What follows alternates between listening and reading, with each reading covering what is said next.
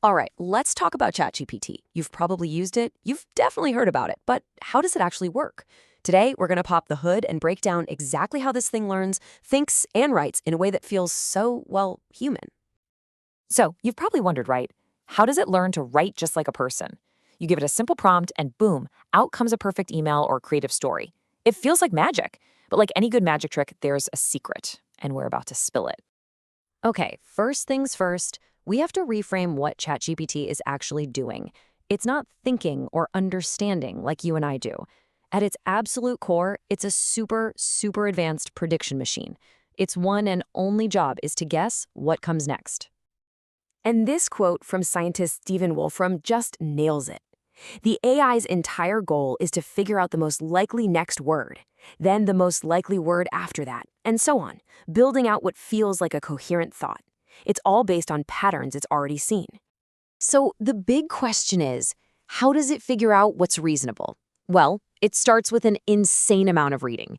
I mean, think of it like giving a supercomputer a library card to, well, the biggest library in the history of the world. The model is fed a mind-boggling amount of text from pretty much the entire internet and a massive collection of books.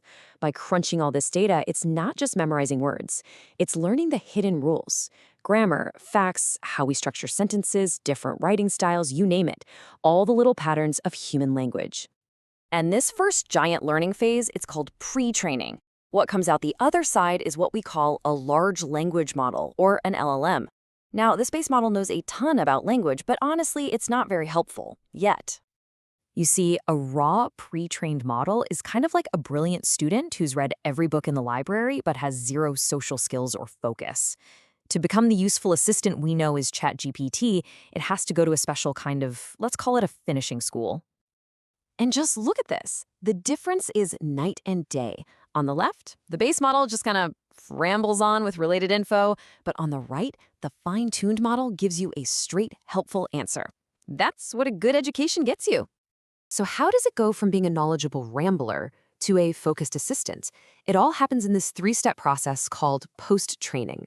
And this is the crucial part where humans actually get involved to teach the AI what a good answer even looks like.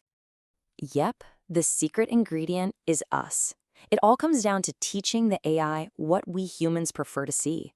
The fancy term for it is reinforcement learning from human feedback, or RLHF.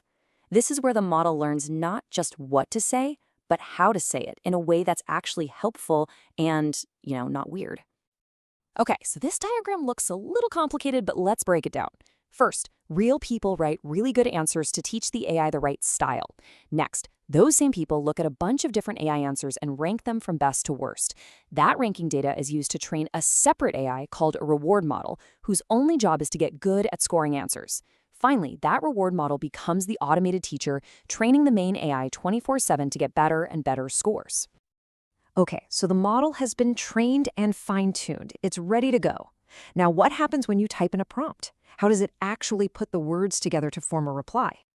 This isn't some deep philosophical moment of inspiration. It's pure lightning-fast math.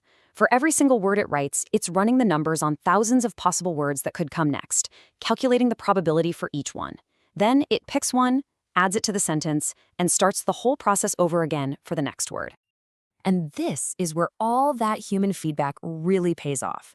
The training process literally nudges the math. It increases the probability of words and phrases that were part of those highly ranked, chosen answers, and it lowers the probability for anything that was in a rejected one. It's literally learning to give us what we've told it we like. It can write a sonnet. It can debug computer code. It can explain complex science. So is it a genius? Or is it just an unbelievably good mimic?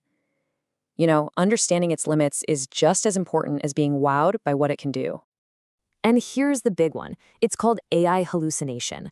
Because the AI is just a word prediction machine, it doesn't know that George Washington was the first US president. It just knows that those words are statistically very likely to appear together. This means it can confidently just make stuff up that sounds totally right but is completely wrong. Now, this chart shows something really interesting, a hidden danger called over-optimization. It turns out, if you train the AI too hard to just chase that high reward score, it can actually get worse at other real-world tasks. It's like a student who only studies for the test and forgets how to think critically. It's a really delicate balancing act. So there you have it, a look under the hood of ChatGPT. If we helped demystify some of that AI magic for you, do us a favor and hit that like button and subscribe. It really helps us keep making more explainers like this. At the end of the day, we are the ones teaching this AI to talk like us. We're shaping it to predict what we want to hear. And that leaves us with one final thing for you to chew on. As this tech gets better and better, where do we want it to go next? Should it be writing our fiction or maybe even our news? It's something to think about. Thanks for watching.